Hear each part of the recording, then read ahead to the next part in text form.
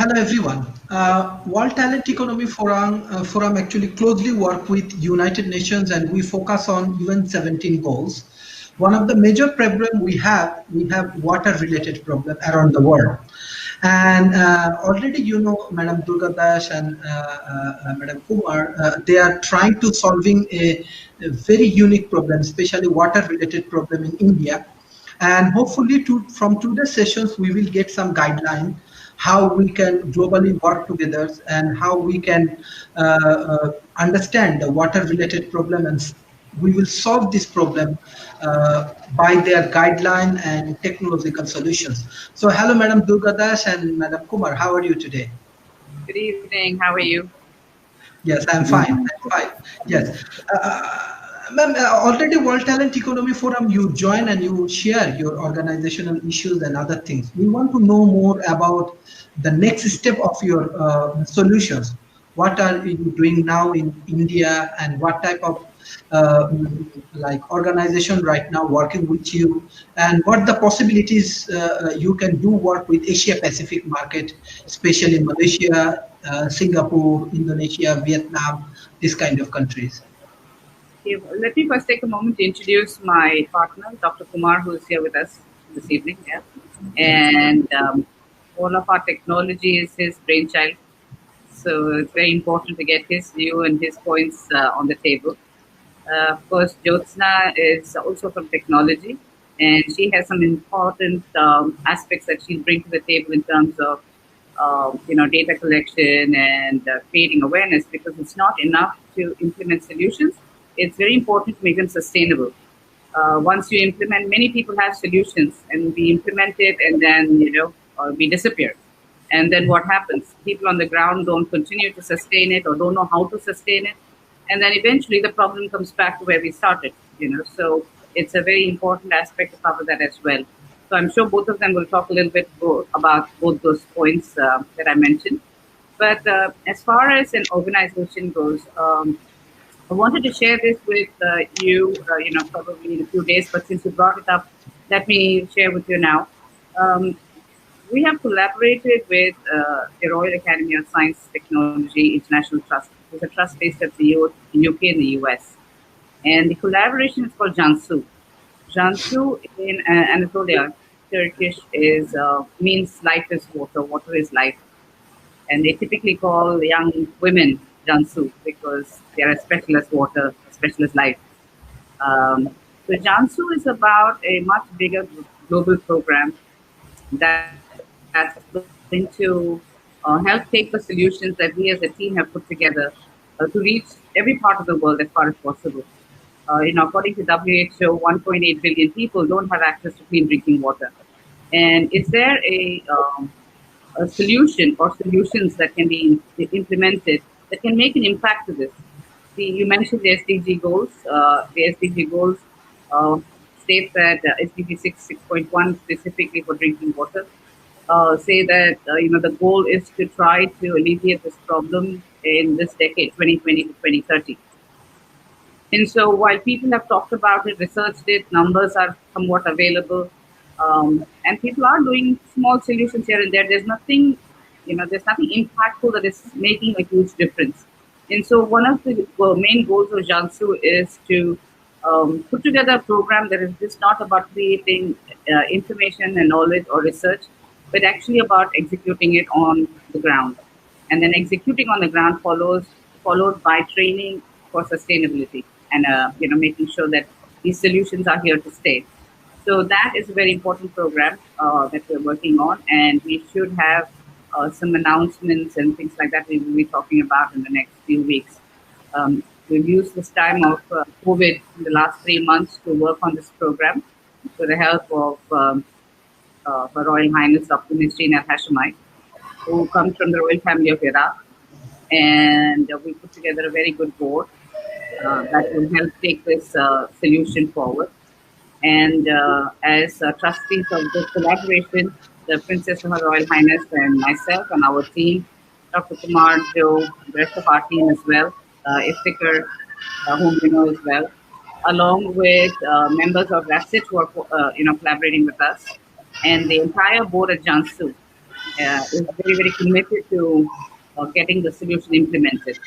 So that's what our next program, our next focus is going to be. Yes. I just want to know from Madam Kumar Jyotsna that you are trying to invent the technology. Like how you work with your team, and do you get any kind of international support? Or I know that like when Durgadas and this kind of name with you, definitely you are getting international support. But beside that, for your engineering team or anything, do you have any international team members, those who supporting your technology or build up your technology? Um, Yes, we do.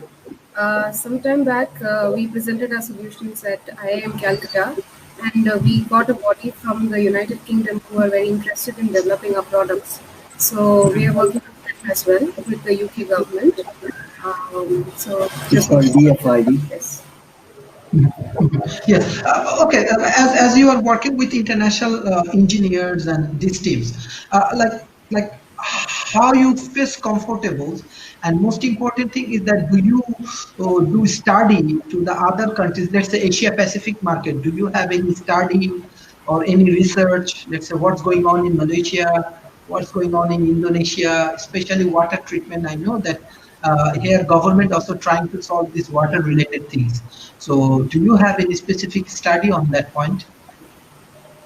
Recently, we are working with NTU in Singapore. They wanted a sustainable water solution in the three different areas. Say, example, atmospheric water generator, rainwater harvesting, and wastewater treatment. They want to give a complete solution.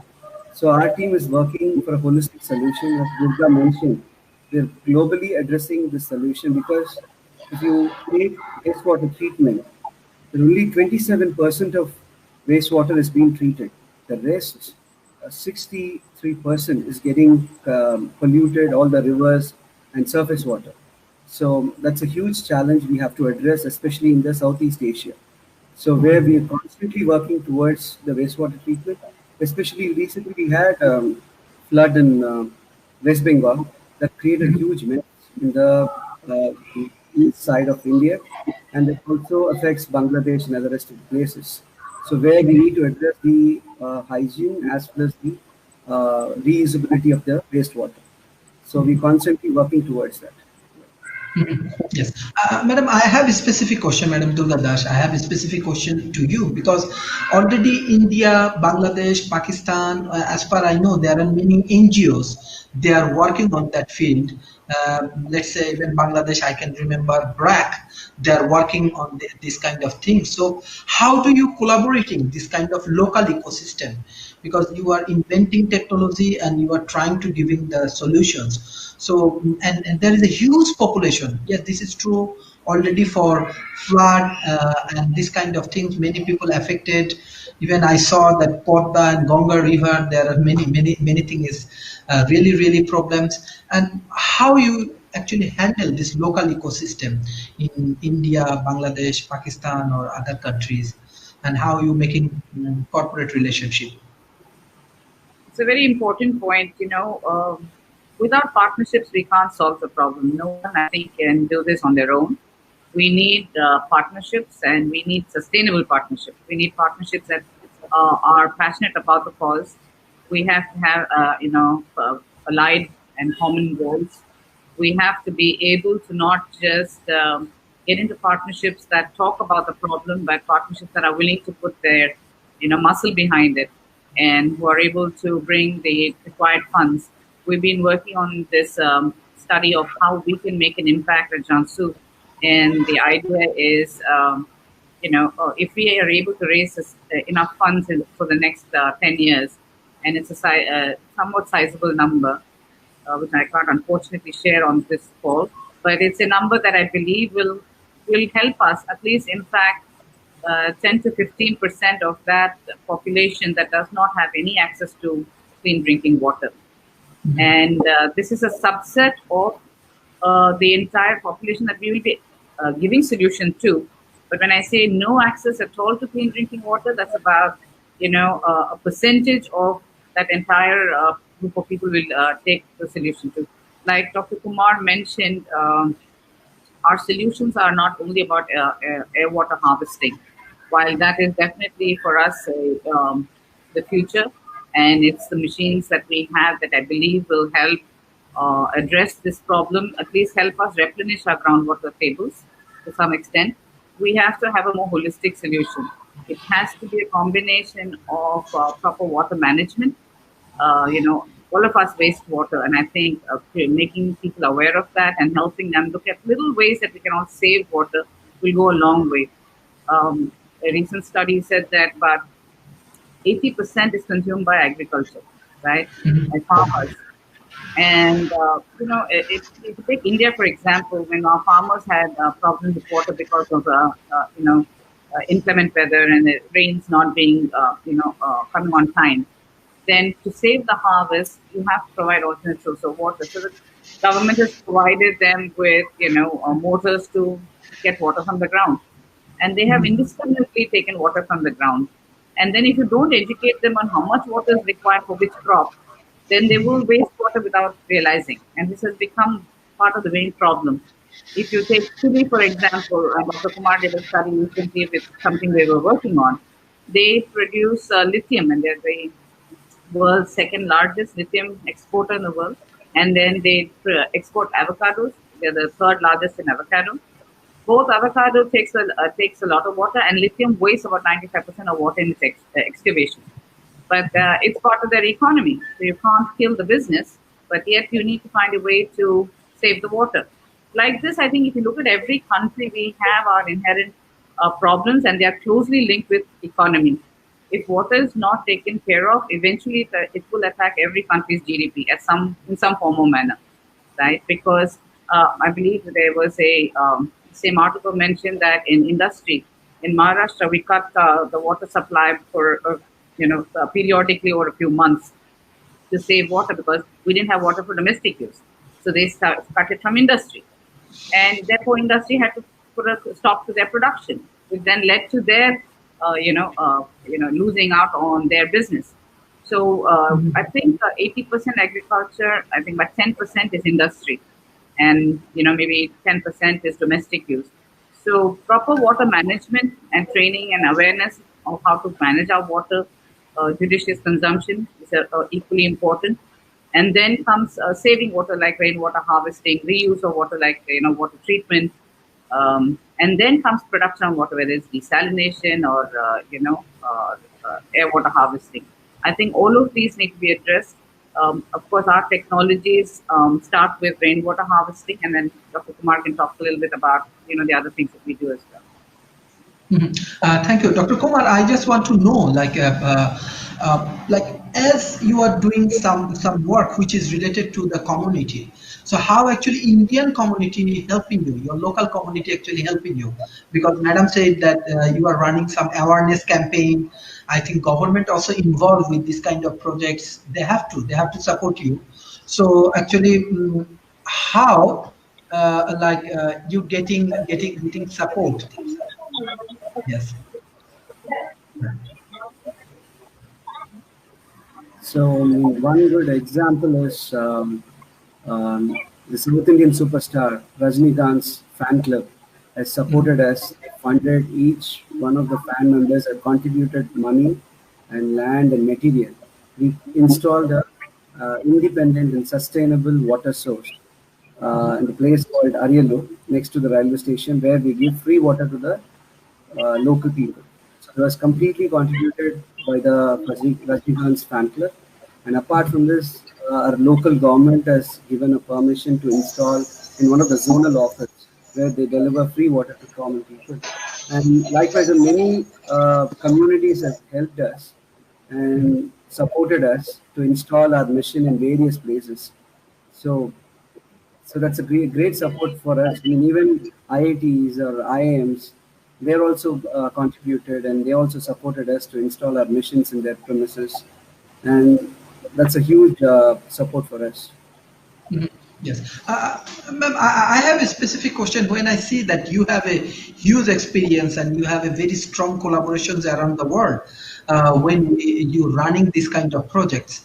But my question is that, like for you, from your organizational point of view, what's your objective? How many peoples you want to cover, or what the target market you want to cover? What arena? It's only in India or outside India? Actually, water is a big problem. Even when we work with the African team, we find that water is a big problem. We work with some of the NGOs over there. Even in Asia Pacific, it's a huge problem.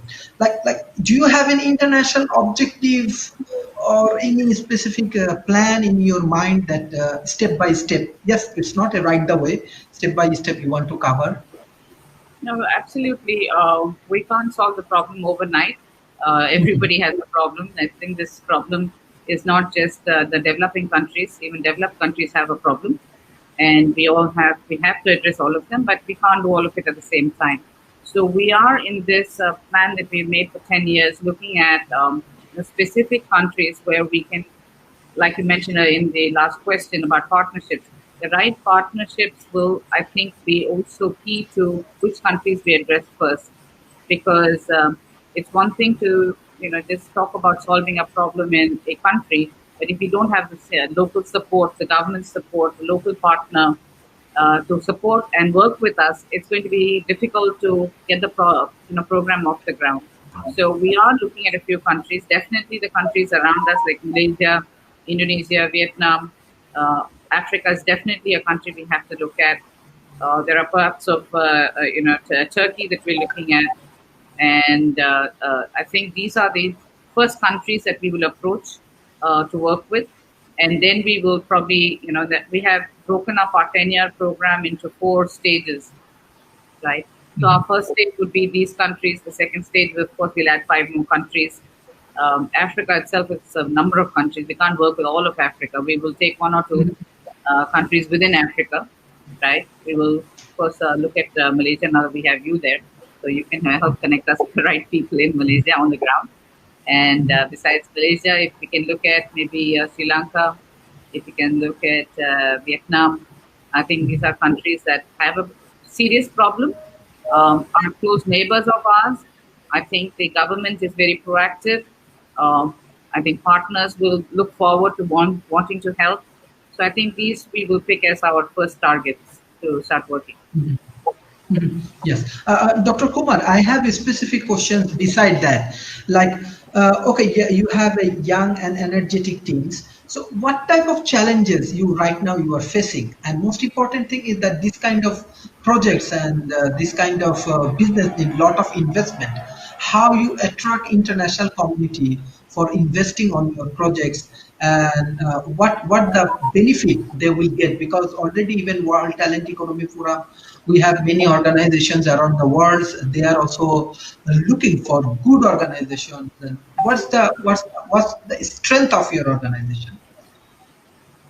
First, as you asked, I will address the biggest challenge is people are not aware of what we have right now, the water. As per Water Quality Index in the global scale, India stands at 120 out of 122 countries, which nobody knows. Niti Aayog has published this article, which we are running short of water, as well as we contaminated a lot of groundwaters, because 40% of our country uses groundwater for the drinking purpose, and rest is from the surface water. So that's a huge awareness has to be built, for which we need funds to create the awareness, and also the solutions has to be holistic, not in one particular way. Like in one region, if you take in north, there will be arsenic content or sulfide or fluoride.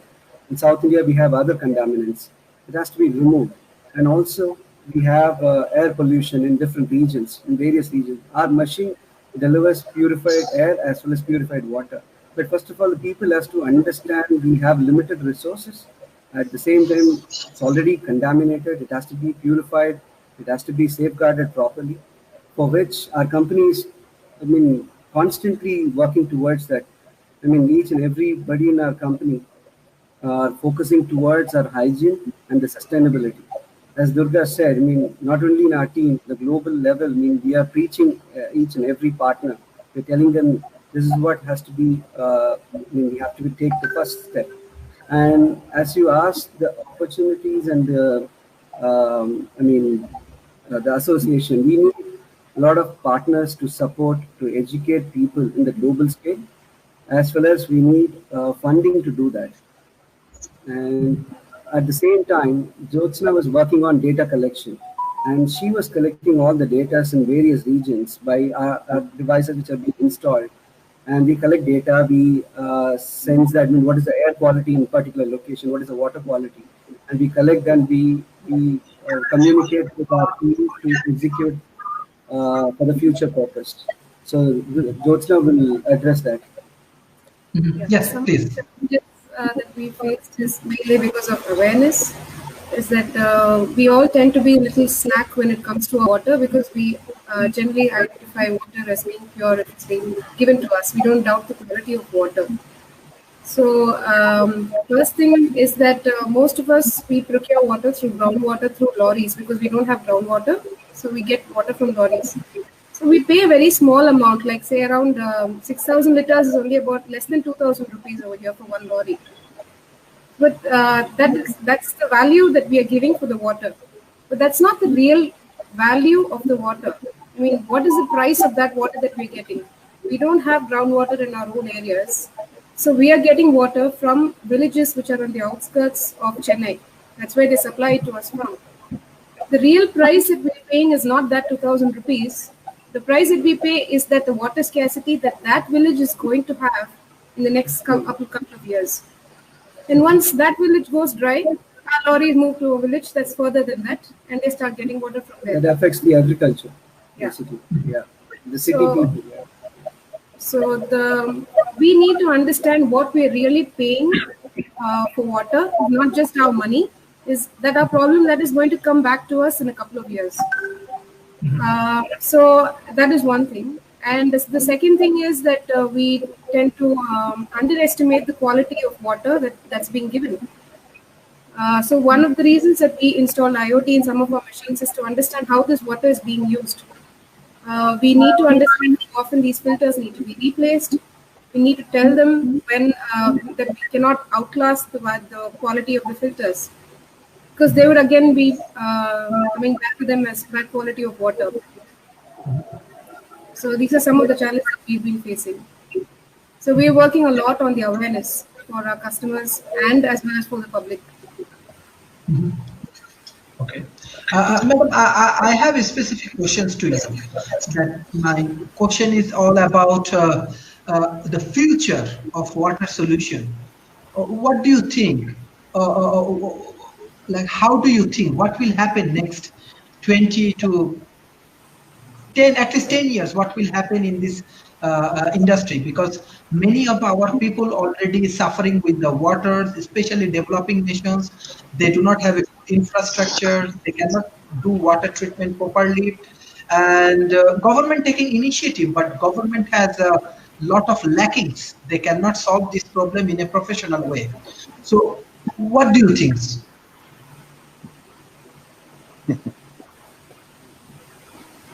Was the question addressed to me or to Joe? No, I asked you questions.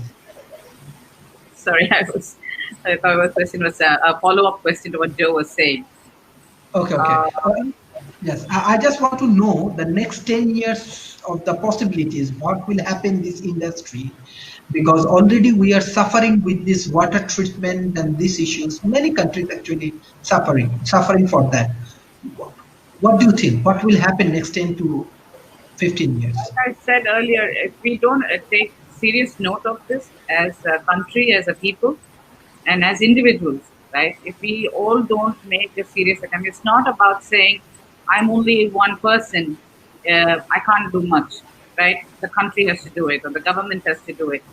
If we keep passing the buck on to somebody else, thinking it's too big a problem for me to solve, so I don't think I personally can do anything about it, then this problem is going to become, beyond our control. As it is, I think it is somewhat beyond our control, right? India has, the water level has, I think the standard for water crisis measurement is something like, I think it's 1,000, and I forget the metrics that they use. So we're at 900 and something, and it's going to go down by 2025 to 853. which means we are in a serious crisis, right? It's not about just having a lack of water. We have a serious water crisis problem. This problem is going to become, it's a worldwide situation. If every individual thinks that it's too big a problem for me to solve, no government is going to be able to solve it. Every individual has to say, what can I do to contribute? Can I save a little bit of water in my home? Can I be more judicious about it? Can I reuse my water? How can I contribute in my own home? If we start thinking like this, and then if industry start thinking, what can we do as an industry, as a corporation to contribute? Little by little, we can all come together to, you know, build the strength to solve the problem. I think sometimes, but this is not a problem where we can all pass the buck on to someone else. We all have to work at it and together, united.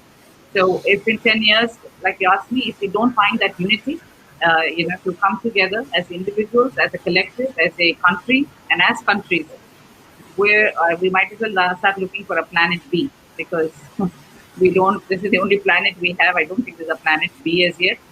So we always, when problems are there, we say we have plan A and plan B for a solution. We don't have a planet B yet. So this is the only planet we've got. We have to come together to find a solution together. So it is something we should take very, very seriously. People ignore the environment issues when people, I think right from Al Gore's time, when we are talking about climate change and, protecting environment, people didn't pay heed, or they didn't think it was important enough, or they said the problem hasn't reached me yet. It's like take Corona now, this COVID situation, right? Nobody I know has died yet. No one I know is positive yet. So it doesn't touch me. It's someone else, somewhere else who has died, or someone else who's positive. But just today I was mentioning to my mother, I said, my God, I started finding people around me who have died. And people coming from wealthy families. These are people who can well afford to be protected. How do they, not only contracted, but then they just died. It's not like they contracted it and went to a hospital, got fixed and came back. These are, so if it can attack anybody, disregarding class, race, status, wealth. I mean, Corona is, I think, it's a good indicator of the water problem as well. I think we should take it very, very seriously, and as careful as we are trying to be, or trying to get realization of how, how critical Corona and COVID situation has become. If we can apply the same importance to water today, we might just as a world save ourselves. If we don't, and if you think it's not happened to me, so I'm okay, I think we are asking for serious problems. Yes. Dr. Kumar, my question is that because of waters and and actually many people actually suffering a lot, and most important thing is that they have health related problems. So when you do your like campaign or any kind of promotional activities, what area you actually focus? Like health related issues or any other issues? Like how do you create the awareness programs with the root level people? The awareness is more on sanitation, the hygiene part, because if you drink more contaminated water, that dehydrates your body. That's where a lot of people are dying, especially people under 5 years old, children. They are dying. Uh, that's huge number. I mean, as you asked me, in next 10 years, in India, almost 21 cities will run out of water, fresh water. So as per Nitya Yog's report. So the first thing is the scarcity of water. The next thing is the hygiene part. And those two things are primarily concerned. And as per UN report in 2050, right now we have 108 billion people who don't have access to fresh water. In 2050, it becomes 5 billion. So if you don't address this issue properly, it creeps up. No, I mean, nobody can imagine the numbers. And people who die because of diarrhea, because of the decontaminated water, are 2 lakh in India alone. Saying in global level, it is huge number. It is put together. when you compare it with the rest of the diseases like malaria, dengue, or HIV, people who die because of fresh water is more. I mean, that's a huge number. So we have to address. I mean, that's how we portray ourselves. We want to give a clean drinking water at an affordable cost, and we want the water to be independent to each and everybody. They don't have to depend on any other source like a private body or anybody for that matter.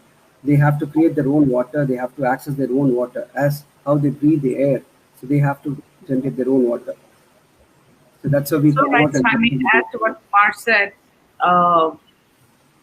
if water is not addressed, even during this COVID times, when we're talking about protection from COVID, you're talking about sanitizing your hands, washing your hands frequently. If you don't have even drinking water, where are you going to wash your hands? So disease is going to become, I think, so prevalent if we don't address water, right? And sanitation that comes along with clean water. So I think COVID is just a teaser, almost like a trailer to a movie. If we don't address water, this movie will explode in our face. And it's very, very critical to make people aware of it and address it immediately and today. And one of the things we as an organization and through GMAC are trying to do is to create that awareness and saying, please make people water independent. If we make them independent, one, it's clean water. Second, you're not disturbing the groundwater table, so you're letting it revive. So it's kind of like killing two birds with one stone. Without taking away water from you, we're also helping our planet revive itself. I think that is the combination that needs to be addressed and adopted by everybody if we want to see not see a big calamity engulf us in the next 5 to 10 years. Yes, Madam, I have actually a very specific question to you because you are very experienced entrepreneurs and you do work in different international community and you trying to collaborate with many interesting people around the world. So COVID situation really challenging for many countries, even though Malaysia trying to develop and solve these things.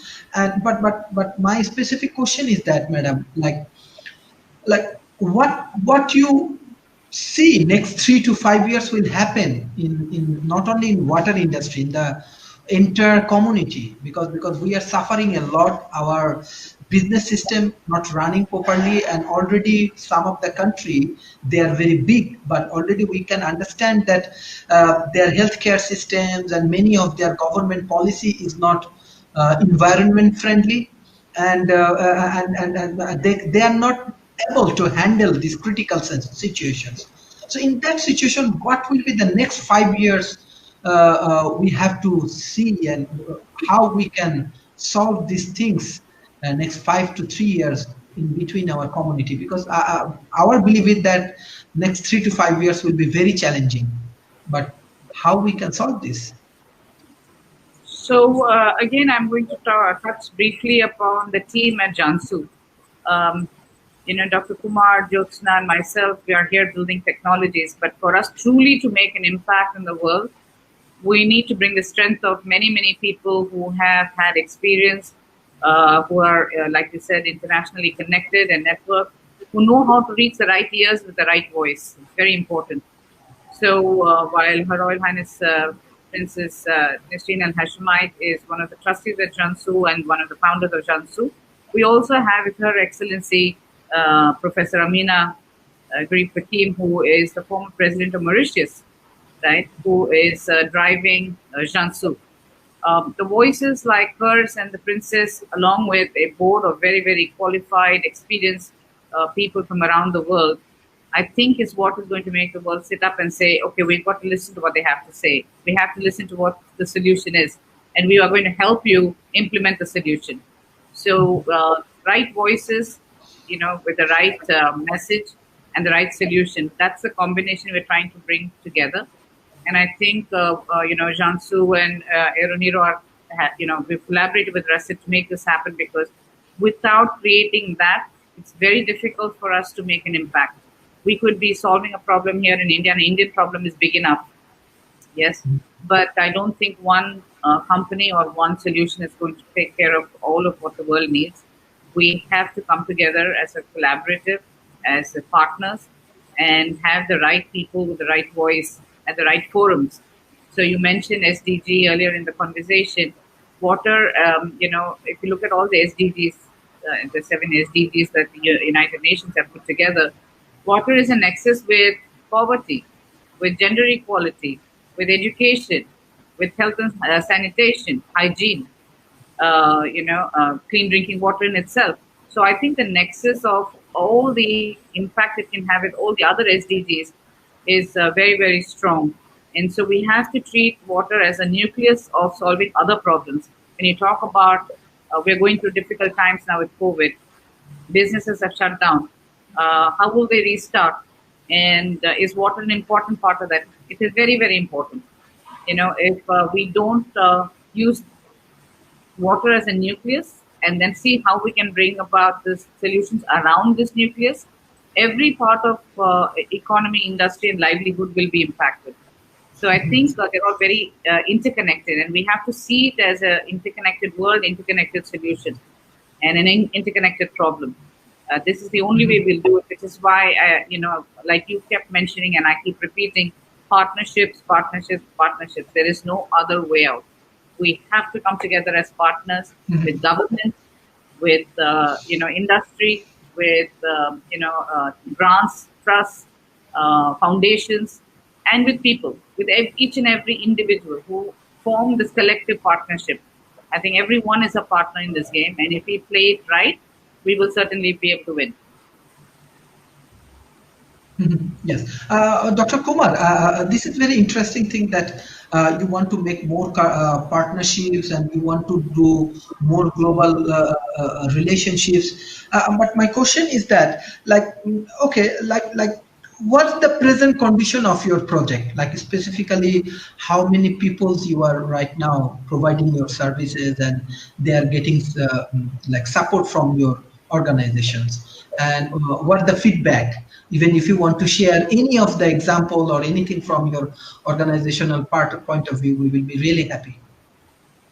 Thank you. Partnership, as you asked, we are partnered with multiple entities like IIMs, IITs, CSIRs, and NTUs, and many institutional associations we have.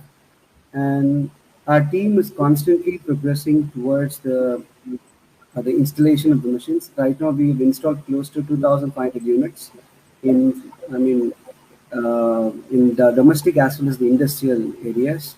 And apart from this, we also participate in NGO activities and CSIR activities, something like GMAT and GALE. Those people are supporting us to implement all these units. And also being installed in public places like Southern Railways, Eastern Railways, and public areas, parks, and hospitals, police stations. So we have reached n number of places, and we're trying to install our solutions and address the local issues, problems which faced by the local community. And we need a lot of partnership, as Durga said. We need more partners to reach the maximum number of people.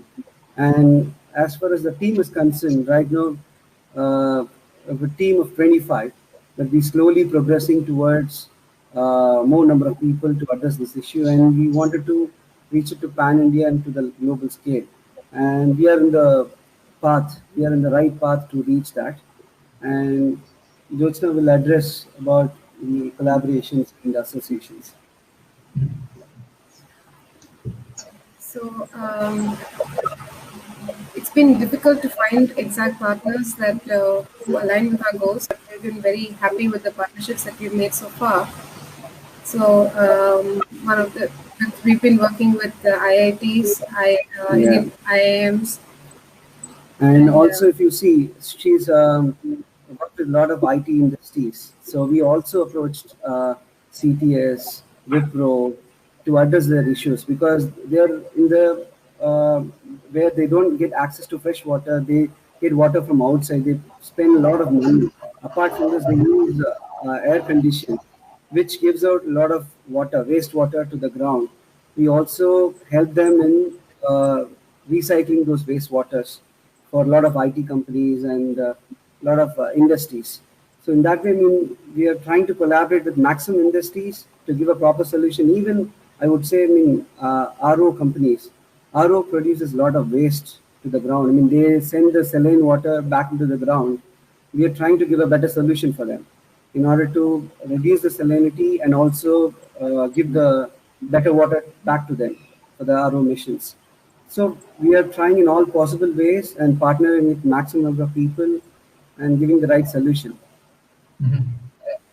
Yes, madam. Already we understand that you are very popular entrepreneurs because you are here. Already, many of your fans they are trying to get into this show. So anyway, issue is that okay, ma'am. You have a huge experience and you have international exposure as well.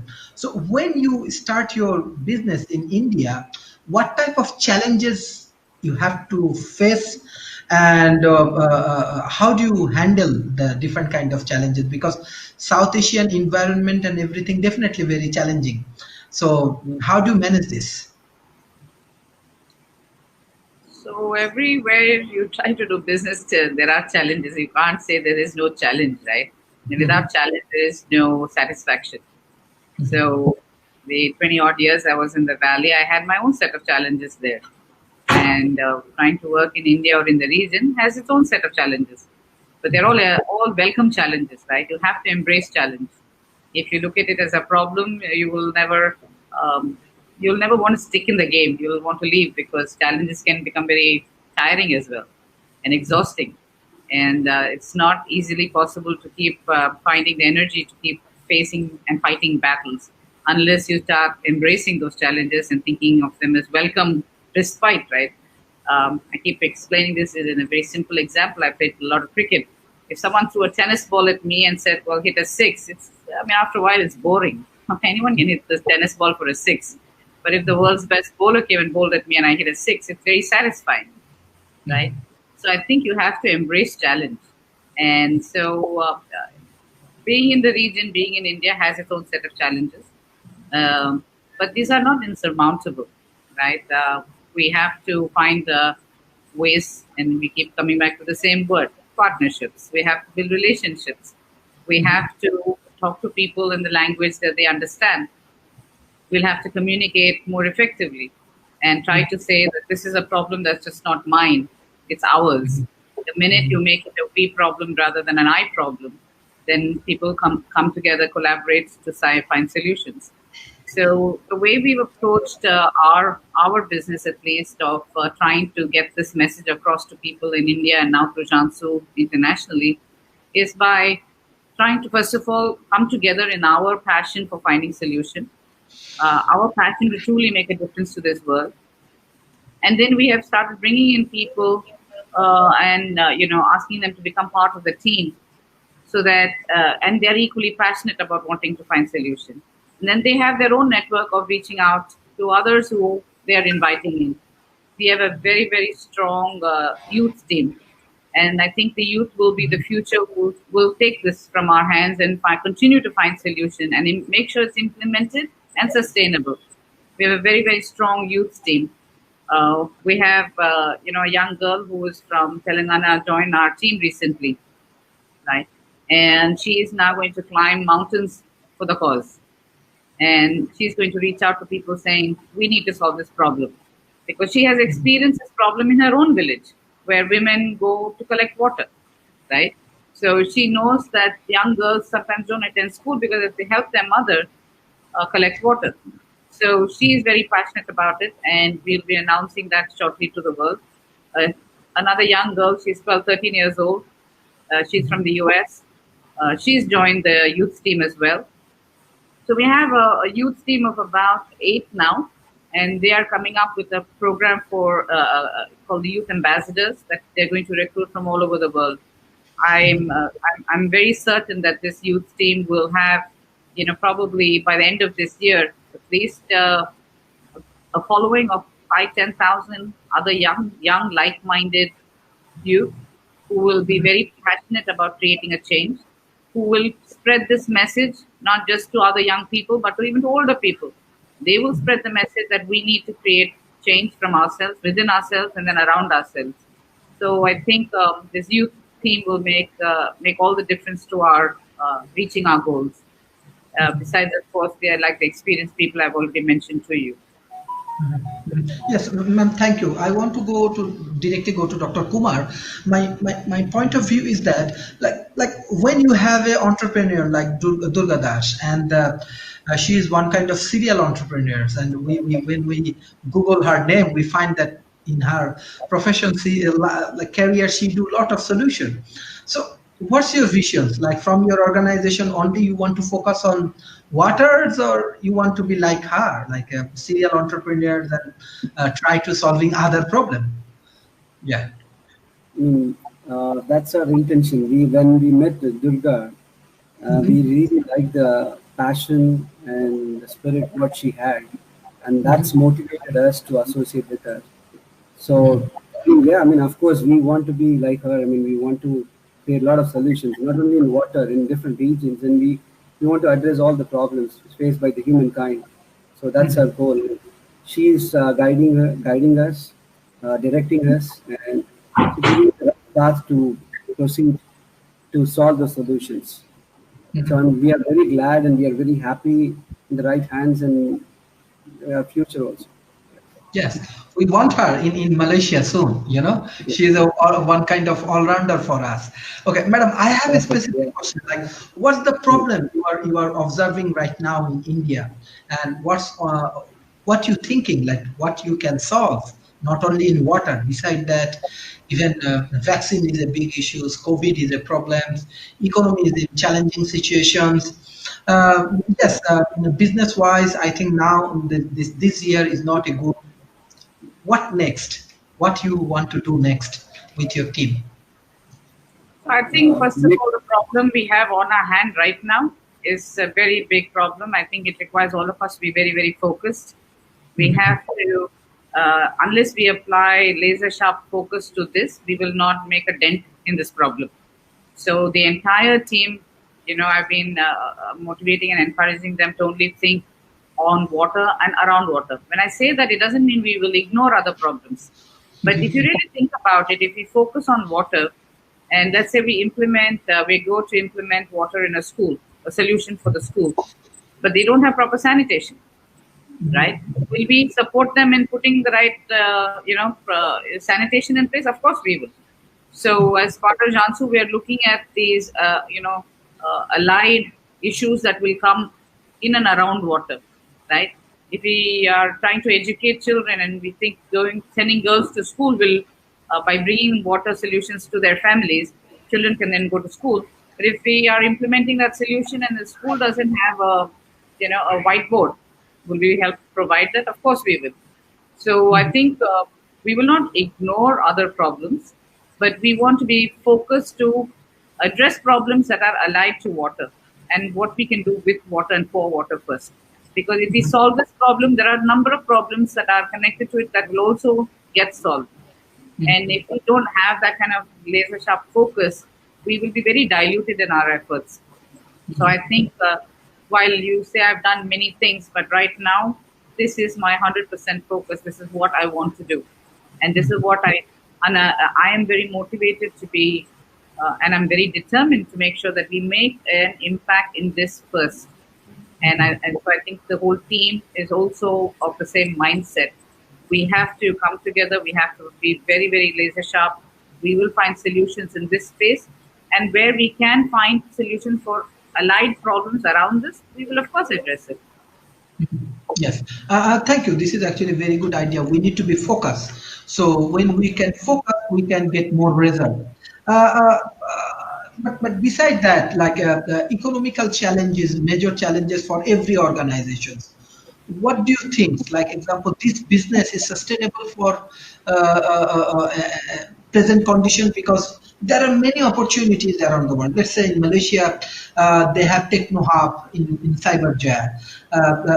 They're investing in autonomous vehicles. They're investing in electric cars. They invest in solar energy, smart city, smart village. They're utilizing Islamic finance.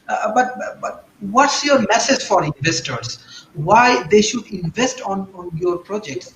what the inner between. I can understand that you have a very professional team and you focusing on India markets, and India is a very, very big market, really big market. So We're besides not that, focusing on India, don't misunderstand me. When I said that we started with India, the idea was to take our solution to the rest of the world, but the vehicle for that is Jansu, right? And Jansu is that voice, the international voice that is going out there and talking to different parts of the industry, government, etc. And in terms of other businesses, as you say, right, I think everything can be connected. I can quickly pick up a few examples. You talked about electric cars, electric vehicles.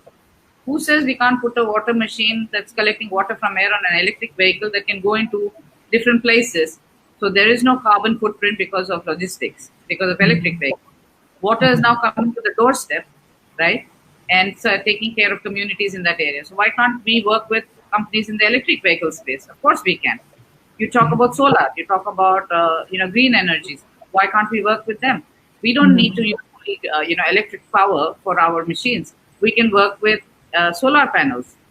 We can work with alternate energies. Dr. Kumar is already exploring things around other energies that we are trying to find. We have some very interesting solutions in the energy space that we're working on, but it's not the right time to discuss it. It will come out probably sometime, maybe early next year, right? But different solutions in the energy space, we can partner with them. We are not trying to solve all problems ourselves, and we cannot. But if there are companies in the solar space, we would willingly partner with them. If there are companies who are building IoT technologies in the Internet of Things, we will work with them. If there are solutions that can, companies that are building apps and that can, who have a large database of people that are connected to their apps, maybe a youth app platform, if you will, or a music platform, even if it is that, right? Can they communicate this message of awareness of water management and judicious consumption to youth through the music app? If we can reach, a million kids through a music company, why would we not partner with them? So it's not that when we say we talk about water, we are disregarding all other businesses. I think all businesses can collaborate together to find solutions together, and we can help each other, right? If we are able to communicate to youth through this music solution, if we work with the electric company, we work with a solar company, we'll get business for them, right? And for us, we are creating the impact we want. So I think there are many areas of collaboration like this through other companies, early stage startups. I think I can find an opportunity with each and every startup that you might have in your techno hub in Malaysia, for sure. Right?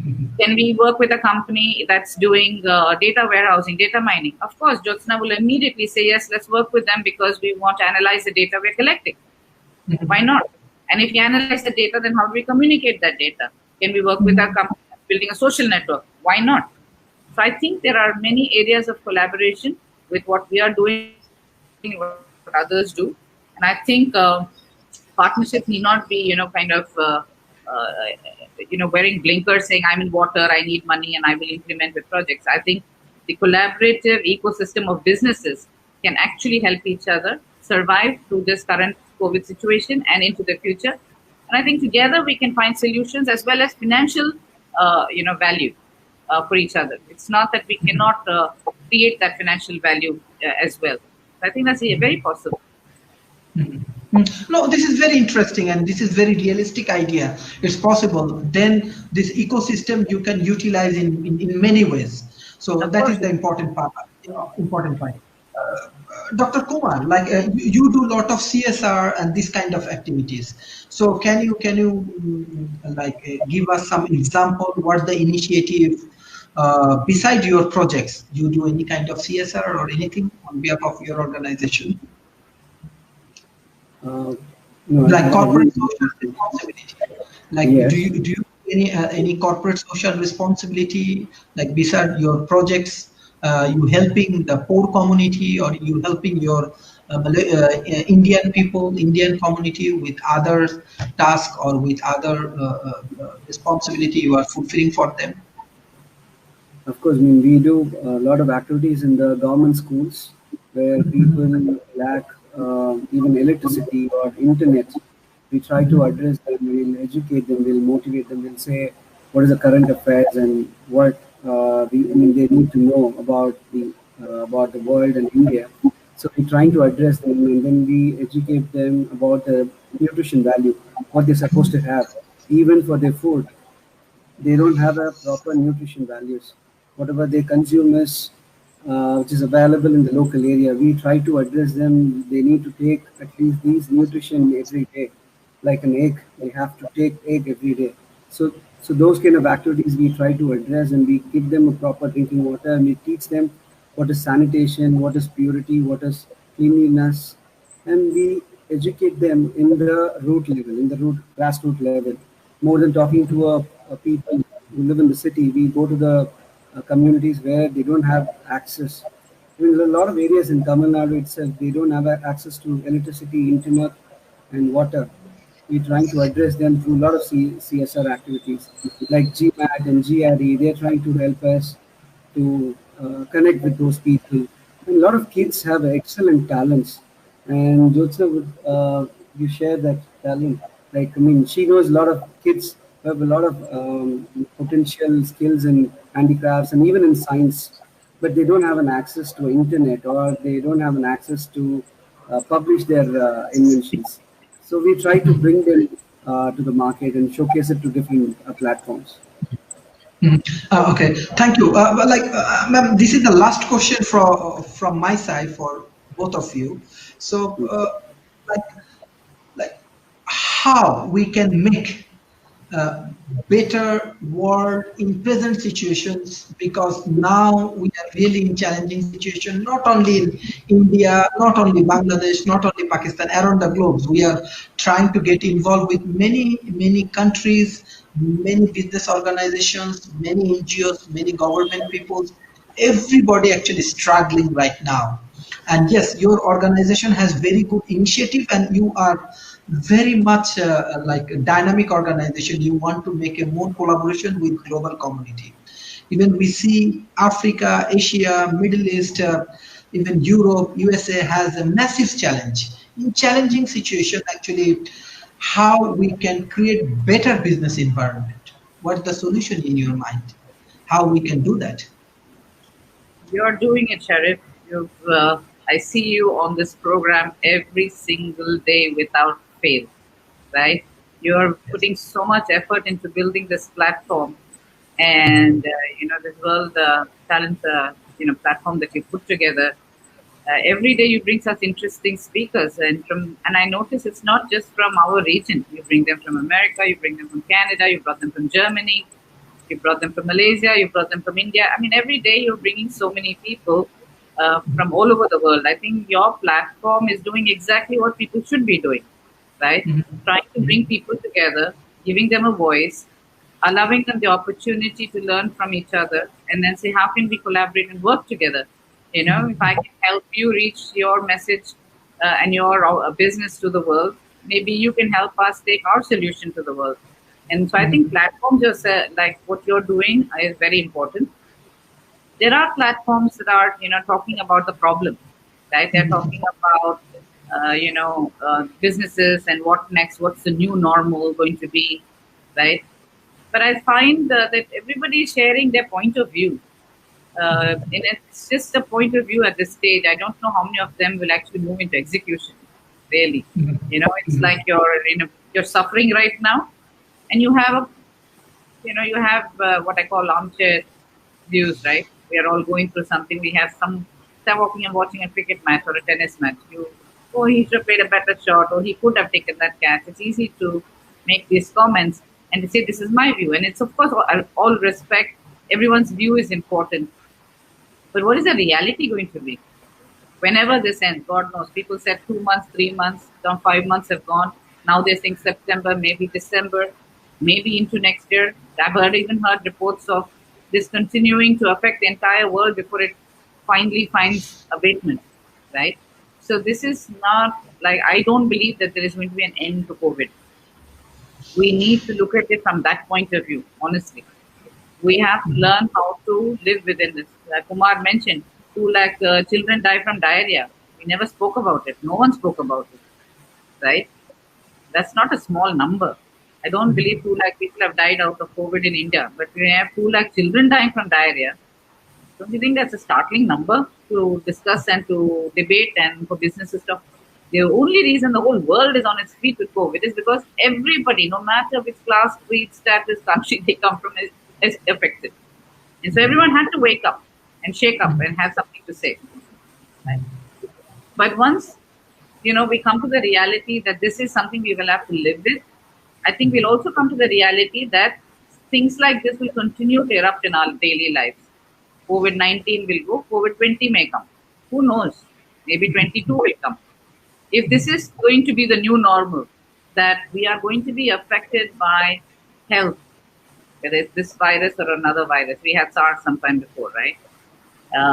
If something like this is going to affect our health moving forward, we have to go to what is the root of the problem, what we call the root cause analysis, right? We are now all talking about what we are experiencing and what we think will happen. I don't know if there are people thinking, what is the basis of all this? Kumar mentioned sanitation, hygiene. This could be part of the root cause, right? One of the problems of the root cause. So we need to, I think, start looking at it from that point of view, so that we're not only getting past COVID, but then we are going to be prepared and create a foundation for the few years to come and the future to come. And if, technologies have to be built to strengthen that foundation, so be it. If water is an important part, so be it. If hospitals have to be better equipped, if nurses have to be better trained, if education is important, if online education is the new way to go, and that will strengthen the way we create these systems of keeping health in check, right? Then all of these should be addressed. I don't think this is the end of COVID. This is the beginning of something that we all need to be prepared for. And we have to look at this whole problem from a different dimension. And I think, like I said, platforms like what you're doing, where you're allowing people to, share, collaborate, bringing people, talk about what you're doing, how are you making a difference, what is your information, what's your knowledge, what's your business, bringing them all onto this platform. And maybe what you should consider is, besides this talk show, you should actually have a platform where all of the people you had on the show should be able to meet each other. Yes. And we should be able to then take to the next stage. I think you spoke to me earlier saying you wanted me to participate with you, and this is what I would suggest you do. Take this into an offline platform as well. When I say offline, off the talk show platform, right? Once you finish talking and sharing here, we should be able to go onto an online platform where we can actually create collaborations. We can actually create partnerships. We can actually talk about what we can do to help each other, right? And somebody that you brought online a few weeks ago from Malaysia in academia, I believe that you had a lady, right? Can we collaborate with her? Can Jyotsna collaborate with her to figure out how we can do a little more research? Can Kumar collaborate with the technology team there to say, what is our solution? Is there something you can add? Can I collaborate with the people who are doing MBA program there and say, hey, is there a way we can create awareness in Malaysia? I think these kind of collaborations that you can enable through your own platform is the way to go. And this is what is going to help resurrect our economies, our businesses, our way of new life. Suddenly the whole world has come together. Let's make the best use of it. Even if it unfortunately came through COVID, right? But suddenly we are talking to each other like we never spoke before, right? Online communities have erupted. Everyone is on a Zoom call. Everyone is talking to each other in different parts of the world.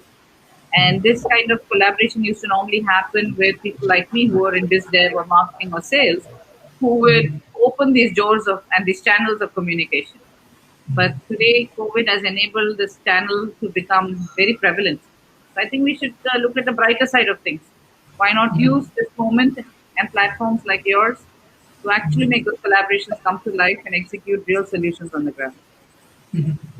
No, actually, World Talent Economic Forums, we are planning for conference, summit, and these kind of things, because we are just growing, and actually we are getting very good support from around the world. many of our guests is still in waiting list. They are coming. They want to share their business, their idea, their solutions, and we are really happy that we are getting support like Durgadas and many important persons from around the world. And yes, we have a plan. We want to do conference. We want to do summit, and we can create a meetup together. Even offline we can do, online even we can do. Now we can do it very effectively. This is our actually ultimately objective, how we can make a better ecosystem. Ecosystem means we need a brilliant people, we need a talent people, we need a very good solutions. But how we can do it? There are many people, many culture, many things. So step by step we are moving.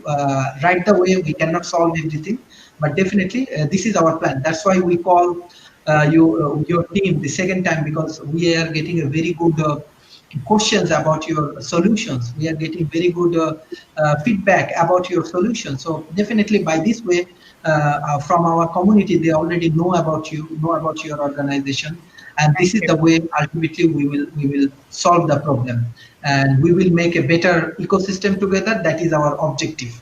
So anyway, so I want final remarks from your teammate and from Durgadas ma'am about this your organizations, and what the final remarks you want to share with us. Yes. Joe can start off. Go on, Durga. I'll join you. Kumar?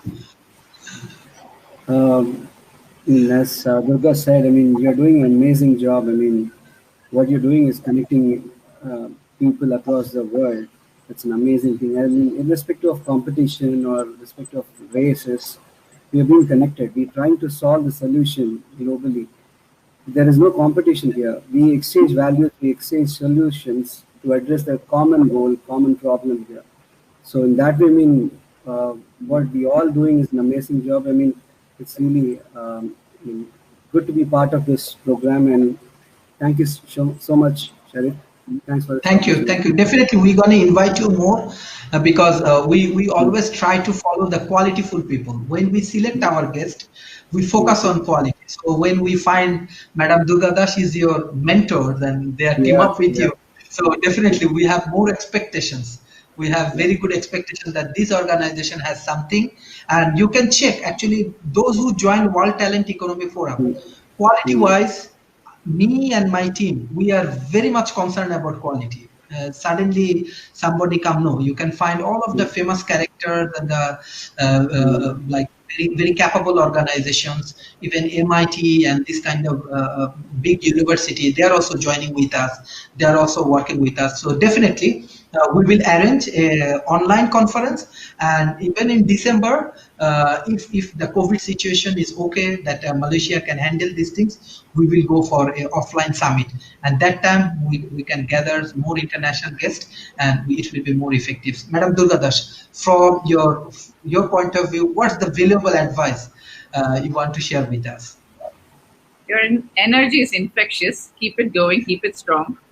You know, your smile is infectious, so keep that going as well. I think you're very motivating yourself. I think the energy you bring to every talk that you've done, and I've watched quite a few of them as much as my time permits. Every one of them has been very interesting. And you know, you're a very simple heart, but a very big vision. So I'm here to support you and your platform as best as I can. Thank you, ma'am. Thank you. Our organization goes, Aeronero is committed to finding solutions every day, innovating better and better, because this has to be a solution that's available to everybody, no matter what they can afford or not. We will find ways and means of getting in the hands of everyone, right? And I think to make that happen, Jansu is going to be that voice which will make it happen. We'll have more about Jansu very soon. I'll share that with you offline, and maybe we'll have Jansu board as well, with Her Excellency Amina, the President of Mauritius, with Her Highness Princess Nisreen on your show as well. As early as possible, we'll try to organize that. They will also share their vision of Jansu with you and with your audience, because I know that that voice, with our ability to innovate and to create, I think our team is a winning team. and we will do the best to support all businesses across the world in the way we can partner and collaborate with them. That's a commitment from our side. Thank you, ma'am. Thank you, ma'am. It's a nice discussion. And actually my father died. So before he's died, he always said that those who are mentors always give them proper respect. So you are a great mentor for me and for your team. So hopefully we will get a lot of your support and a lot of your mentorship for World Talent Economy Forums. And definitely we want you as our advisor, and by this way we will grow together. Thank you for your time. Yes. Thank you. Yes. Thank you. Thank you. Bye bye.